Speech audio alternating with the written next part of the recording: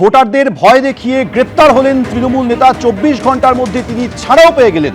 ব্যক্তিগত বন্ডে ছাড়া পেলেন তৃণমূলের ওয়ার্ড সভাপতি রাজু মণ্ডল। তারপর তিনি বেরিয়ে হুমকি দিচ্ছেন যা হবে 23 তারিখের পর।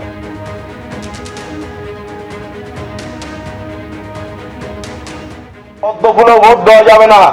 যদি ভোট গন্ডগোল হয়েছে তাহলে ভোট যাওয়ার দরকার নাই। বাড়িতে আমি রসগোল্লা ছানা ভরা পাঠিয়ে দেবো।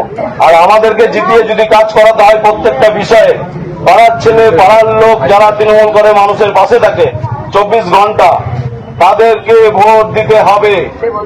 এবছর যেন ভোট নষ্ট না হয়, পরিষ্কারভাবে বলে দিচ্ছি, খাতা এন্ট্রি করা থাকবে কোন বাড়ির কে ভোট দিচ্ছে। আমরা সব পুরো মোটামুটি আমাদের ক্যামেরা থাকবে।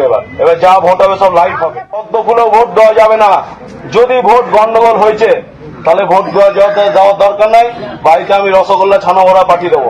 আর আমাদেরকে জিতিয়ে কিছু বলবে? যা হবে 23 তারিখের পর, যা কিছু হবে 23 তারিখের পর, যা কিছু হবে সব 23 তারিখের পর দেখা যাবে। তারা কিছু কিছু জায়গায় দেখা যাচ্ছে কংগ্রেসরাও সেই একই রকমের উস্কানিমূলক কথাবার্তা বলছে, সেখানে আপনাকে শুধু আটক করা হয়েছে। এইসব বিষয়ে আমি কোনো মন্তব্য করব না। আমি আমারটা নিয়ে থাকি। কি ছেড়ে দিল আপনাকে বাড়ি নিচ্ছে? এই তৃণমূল নেতা রাজু মণ্ডলকে গ্রেপ্তার করা হয়েছিল। একটি ভিডিও ভাইরাল হয়, যে ভিডিওর মধ্যে স্পষ্ট দেখা যাচ্ছে বাড়ি বাড়ি গিয়ে তিনি ভোটারদের হুমকি দিচ্ছেন। ভিডিওটি ভাইরাল হওয়ার পর তাকে গ্রেপ্তার করা হয়, কিন্তু 24 ঘন্টার মধ্যে ব্যক্তিগত বন্ডে তিনি ছাড়া পান। আর ছাড়া পাওয়ার পর তিনি বলছেন যা হবে 23 তারিখের পর।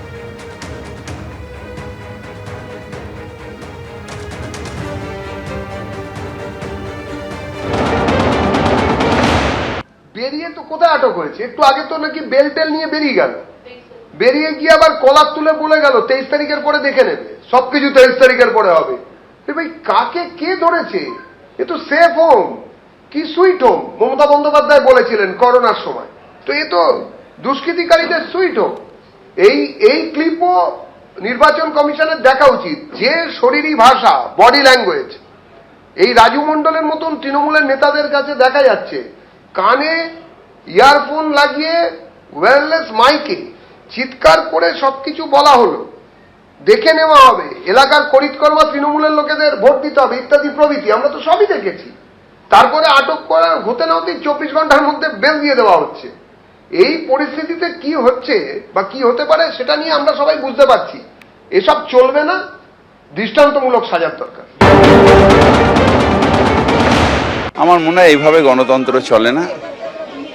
আমি জানি না কি হয়েছে, কিন্তু আমরা মানুষের পাশে যাব। মমতা ব্যানার্জি তাই শিখিয়েছেন যে মানুষের পাশে গিয়ে মানুষের সাথে থেকে মানুষের প্রয়োজন সারা বছর ধরে কাজ করে মানুষ স্বাভাবিকভাবে আশীর্বাদ করবে। এবিপি আনন্দ, এগিয়ে থাকে, এগিয়ে রাখে।